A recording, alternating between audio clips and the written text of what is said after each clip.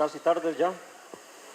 Voy a tratar de hablar un poco sobre, bueno, muchas gracias por la presencia en este ciclo de conferencias que se están presentando en diferentes regiones del país con el propósito de comprender más los efectos del cambio climático y ver la forma en que podemos adaptarnos a esos cambios.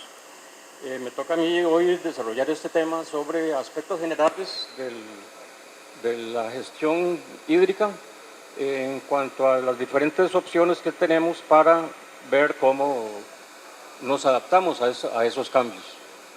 Vamos a hablar sobre las fuentes principales de agua. ¿Cuál es la fuente principal de agua? Pues es de la lluvia, ¿verdad?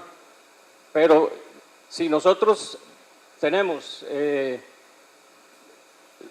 una forma de ver cómo se aprovecha la lluvia sin que cause daño, vamos a tener el aporte a los ríos y a los acuíferos de una forma tal que puedan abastecer las necesidades de las diferentes explotaciones. Si nosotros, la lluvia, si las prácticas que hacemos en las fincas favorecen que la lluvia caiga y cause daños, entonces el aporte a los ríos y a los acuíferos va a ser cada vez menor. Entonces vamos a tener problemas de abastecimiento de agua porque no estamos manejando bien esas prácticas agrícolas que van a provocar que la lluvia cause muchos daños, como ya estamos viendo que ocurren aquí en San Carlos, que aunque no fue por un defecto directo de una mala práctica agrícola, pero eso ocurre perfectamente si el bosque es talado, el efecto sería el mismo. En este caso fue un derrumbe. Entonces, si podemos aprovechar el agua de lluvia, el aporte a los ríos sea suficiente o a las lagunas sea suficiente para que las actividades se puedan producir adecuadamente, entonces sería lo ideal y el abastecimiento de los acuíferos sería también óptimo. Entonces, esa agua de lluvia la podemos aprovechar de diferentes maneras que vamos a ir viendo ahora. Vamos a hacer un repasito muy rápido de los métodos de riego. Tenemos básicamente 3 métodos de riego: superficial, aspersión y goteo. El superficial es el que se desarrolla en el Distrito Bernal Cañas y en que durante cientos de años se ha desarrollado desde las civilizaciones antiguas, los incas, los mayas, los egipcios, los romanos, han utilizado riego por aspersión, por gravedad. Todavía se usa a nivel mundial, es el más usado, con la tendencia a hacer hacia proyectos, hacia métodos de riego más sofisticados en donde el uso del agua es lo más importante. En este caso, en el caso del riego superficial de aspersión, vamos a utilizar el subsuelo como un almacén de agua, porque vamos a regar de acuerdo a una cantidad que determinamos, que cada suelo tiene su capacidad de almacenamiento.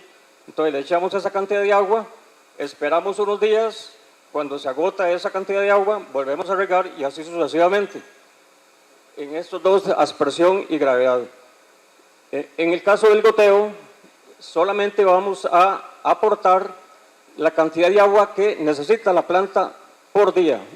Nosotros sabemos que, como vamos a ver ahora rápidamente, las plantas se evapotranspiran. Entonces, lo que evapotranspira en un día, ese día le vamos a aplicar en riego.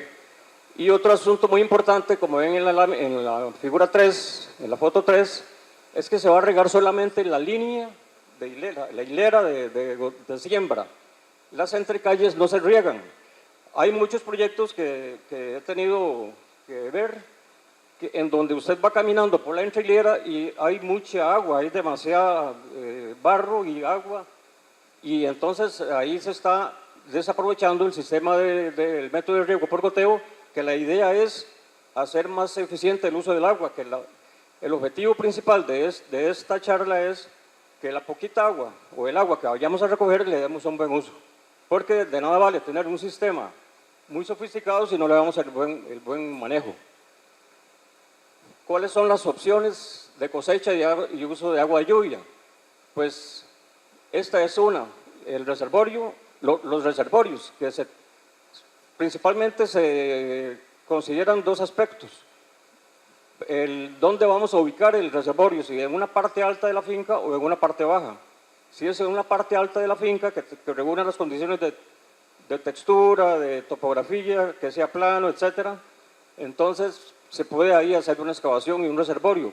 O en una parte baja de la finca, que tal vez incluso no sea necesario hacer una excavación, sino aprovechar la topografía y hacer solamente una pequeña compuerta para que el agua se embalse. Y ahí vamos a recoger tanto el agua de lluvia como los aportes de escorrentía que vengan de las laderas. En el caso del reservorio que se hiciera en la parte baja de la finca, habría que pensar a dónde vamos a usar esa agua, porque vamos a necesitar bombeo para llevarla al sitio donde vamos a aprovechar. Si en el caso anterior no. Entonces, como les decía, se hacen pequeños reservorios que se pueden utilizar para macrotúneles, el campo abierto, para el consumo animal.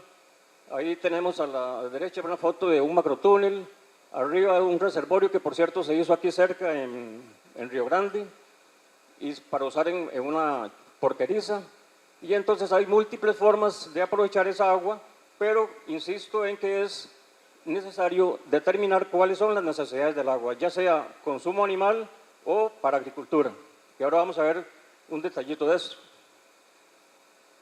Esto ya lo dije, el reservorio se puede ubicar en la parte alta de la finca y aplicar riego por goteo hacia abajo, sin necesidad de bomba. Ese riego por goteo se debe calcular adecuadamente en cuanto a las necesidades de agua, en cuanto al tiempo de riego, etcétera, para que, como insisto, esa agua sea bien utilizada. Y si el reservorio se hace en la parte baja, pues ya dije que había que poner una bomba. Una forma de recolectar el agua de lluvia es para uso en macrotúneles. Un macrotúnel es como un invernadero pequeñito de 6 por 20 metros cuadrados que se utiliza en muchos lugares, los he visto. Y la idea es que se colocan en los lados del macrotúnel unas canoas que se pueden hacer con el mismo plástico o con canoa también, de metal o de PVC, preferiblemente de metal porque de PVC hemos visto que sale demasiado caro.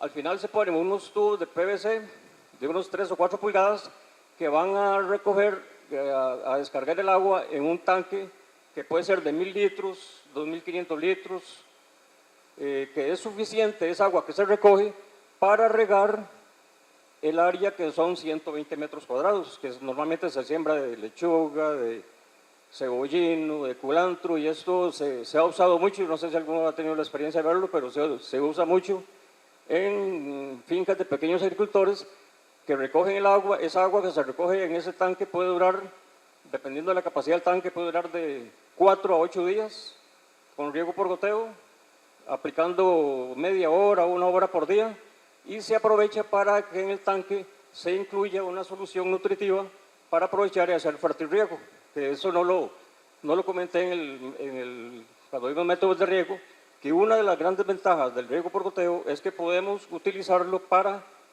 aprovechar el agua e inyectarle las necesidades de fertilización.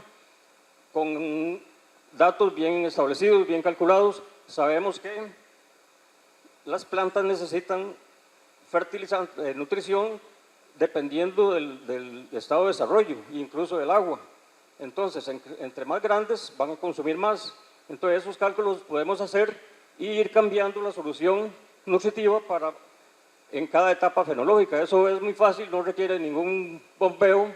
Ese tanque se coloca como a esa altura del suelo y esa altura es suficiente para llegar a 20 metros, sin necesidad de poner ninguna bomba. He visto que hay macrotúneles que ponen bombitas de medio caballo y no es necesario porque es un gasto, aunque sea medio caballo, pero siempre es un gasto. Ahí es un esquemita del sistema de macrotúneles con el tanque de recolector. Solamente se pone un filtro, una llave de paso y las líneas de goteo, que pueden ser desde 4 hasta 6. Esto es un sistema barato y muy sencillo y que no tiene gran cosa, con la única finalidad de hacer un buen uso de esa agua. Y algo muy importante es que si se viene un buen aguacero, ese tanque rapidito se va a llenar. Entonces hay que prever que tener un tubo arriba del rebalse que vaya hacia un lugar donde no vaya a afectar el resto de la finca, porque sí se ha visto que al rebalsarse más bien causa mucho daño. Es un detallito que hay que tomar en cuenta. Las tanquetas es muy usado, estos son datos, vistas de Atenas, en una plantación de lechuga se colocan tanques que recogen el agua, en este caso se recoge agua de una bomba, un pozo, pero también cada macrotúnel tiene una canoa que va recogiendo el agua y va abasteciendo las necesidades del macrotúnel, por decir así, que está colocado más abajo. Entonces vamos a aprovechar el agua de la lluvia cuando estamos en la época seca, tiene un pozo y entonces llena el tanque, pero en la época lluviosa se ahorra todo ese gasto de energía. En cafetales es muy usado recoger el agua colocando latas de zinc con tanquetas encerradas para uso de cualquier actividad de la finca que se requiera agua. Y también microreservorios. Se hacen huecos en la finca, se coloca una manguera en la parte baja con un filtro de sarán y se aprovecha para cualquier actividad de la finca. La idea es recoger la mayor cantidad de agua para no estar usando agua, bueno, agua, Dios guarde que sea desalada o sea potable. Para construir un reservorio necesitamos ubicarlo en la finca, escoger el sitio más alto o si las condiciones son adecuadas en la parte baja, hay que considerar la topografía, la textura, las depresiones o una parte alta plana que permita la excavación. Es muy importante saber cuánto llueve. Estos datos son de una estación de aquí, de la escuela, datos de varios años, precipitación. Esa precipitación se afecta por unos factores, porque sabemos que la precipitación que cae tiene pérdidas, hay un montón de fórmulas hidrológicas para calcular esas pérdidas, pero aquí solamente vamos a considerar un factor de 0.85 y un coeficiente de escurrimiento para determinar la precipitación neta, o sea, la precipitación que vamos a utilizar. Y luego, lo que decía anteriormente de las necesidades hídricas o evapotranspiración de cultivo, ETC es evapotranspiración del cultivo. Hay muchas fórmulas para calcular esto. La idea es aproximadamente determinar cuánto consume la planta por día, y con base en eso hacer la programación de los riegos y la duración del riego. Y lo mismo se hace para la parte de fertilización, tomar en cuenta las necesidades de cada etapa. Esos datos están para la mayor parte de los cultivos, están aquí en Costa Rica, se pueden conseguir y también si no hay aquí se pueden conseguir por internet. Pero es mejor eso a estar echando agua. Una forma de calcular la evapotranspiración es por medio de tanques de evaporación, que ustedes lo coloca, en este caso es en un invernadero, pero lo puede colocar normalmente en las estaciones climáticas, se coloca afuera, aunque yo creo que las estaciones climáticas de ahora no tienen esos tanques que se usaban antes. Pero la idea es medir lo que se evapora. Eso se afecta por un coeficiente y luego por un coeficiente de cultivo y ya tenemos la necesidad de agua del cultivo. Este es el balance hídrico de esta estación. Vemos la evapotranspiración de cultivo, la primera columna, que en el gráfico es la línea que está recta, la indicación allá no está correcta, es la línea azul, o no es la rosada, sino la otra, es la ETC, que es la evapotranspiración del cultivo. Eso se refiere a que aplico una fórmula de las que les enseñé, lo efectúo por un coeficiente, y eso me determina la necesidad durante todo el año. Sabemos que hay cultivos que miden 3 meses, que duran 3 meses, 4 meses, 5 meses, etc. Entonces uno hace la adaptación para cada mes. Incluso muchos lugares se pueden hacer hasta por día. ¿Cuántas son las necesidades de agua por día? Pero no es muy práctico. Y aquí podemos ver en la otra figura, en la otra línea, la precipitación. Entonces podemos ver que de enero a abril hay déficit de agua, luego está de abril a noviembre, hay un exceso de agua y en diciembre ya hay disminución de la disponibilidad de agua. Entonces, en la época lluviosa es que vamos a recoger el agua, si lo hacemos en un reservorio grande, para utilizarla en la época seca. O incluso en la época seca hay periodos en donde hay necesidad también de regar. Tenemos que calcular, ya sabemos la necesidad la disponibilidad de lluvia, ahora necesitamos saber cuánto es lo que vamos a sembrar y qué vamos a sembrar. En este caso, este ejemplito es para un área de 1000 metros cuadrados. Eso lo afectamos por la evapotranspiración de Hargreaves, que es 4.8, allá donde está ETP milímetros por día. Eso es aplicando la fórmula de Hargreaves. Esos datos se ponen en una hojita Excel. Entonces usted nada más le mete los datos, ya con las fórmulas metidas, y eso se lo da directamente. Entonces lo aplicamos por un KC global, que es el KC dependiendo del desarrollo del cultivo, un porcentaje de área de riego, que recordemos que yo les decía que no había que regar la hilera, entonces esa es agua que no vamos a aplicar. Entonces en este caso consume por día 2.520 litros. En un ciclo de 90 días, la demanda total sería de 227. Con una eficiencia de 0.9, la demanda total en 90 días serían 252 metros cúbicos para 1000 metros cuadrados. Entonces ahora, para definir el reservorio, en este caso se planteó un reservorio de 15 por 15 por 2,5, que recoge 426 metros cúbicos. La cantidad de lluvia, no sé si recuerdan, pero la cantidad de lluvia que caía era de 1480 milímetros, que lo transformamos a metros, 1.48 metros. Por el área de captación nos da que en el reservorio recoge 333 metros cúbicos. Otra columnita es la anterior, que recuerdan que necesitábamos 252 metros cúbicos para 1000 metros cuadrados, pero eso hay que afectarlo por la evaporación. Sabemos que hay pérdidas por evaporación, muchos le ponen sarán u otro tipo de malla para bajar la evaporación, pero es una pérdida, que en este caso se consideró de 3 milímetros. Ese es un dato que casi nunca se encuentra en los datos de una estación climática, pero se hace una estimación, son 61 metros cúbicos más 252 metros cúbicos, las necesidades totales son 313 metros cúbicos y lo que recoge son 333. Entonces, en este caso, la cantidad de agua que recoge es suficiente para abastecer las necesidades de 90 días de un cultivo X.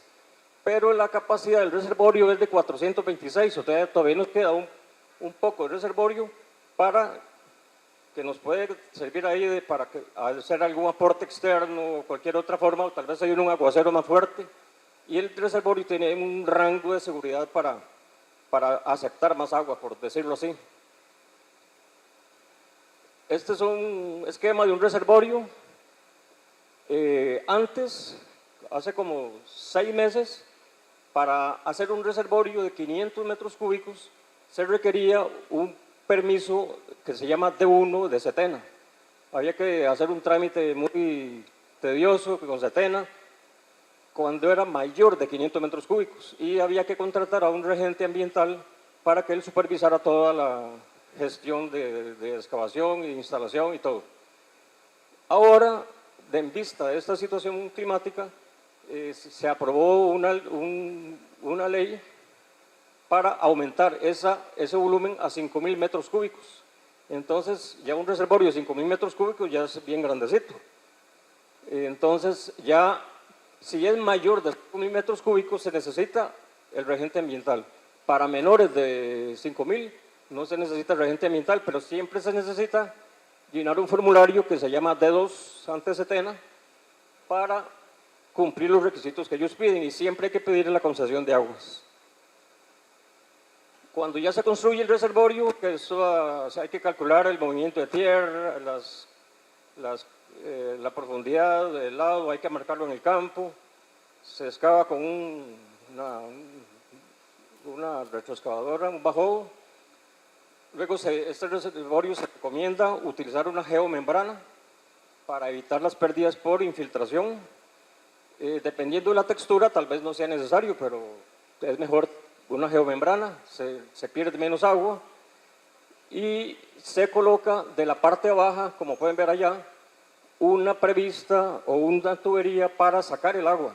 Esa agua tenemos que sacarla de alguna forma. Entonces, abajo, en el fondo, se hace una rejilla, se coloca un tubo, una red de tubos, unos 2 o 3 tubos, para llevarlo hasta donde se va a aprovechar. Y también es necesario, en la parte superior, colocar unos tubos de rebalse. Recordemos que el reservorio tiene cierta capacidad, pero puede ser que se presente un evento máximo de lluvia, como ha ocurrido, y entonces el reservorio se rebalsa y entonces va a inundar todo lo que está alrededor. Entonces es muy conveniente colocar unos 3 tubos, dependiendo del tamaño del reservorio, 3 o 4, para manejar ese rebalse. Y al final, ya lo hice de una forma muy rápida, pero ya por el tiempo no tenía otra forma de hacerlo. Este es una estimación para que tengan idea de cómo se maneja el riego en una producción de lechuga hidropónica. Tenemos que el sistema, digamos, en esa plantación hay un sistemita de riego por goteo cuyas características aportan 2.880 litros por hora. Esto siempre se expresa, el caudal en litros por hora, todo se expresa en litros por hora.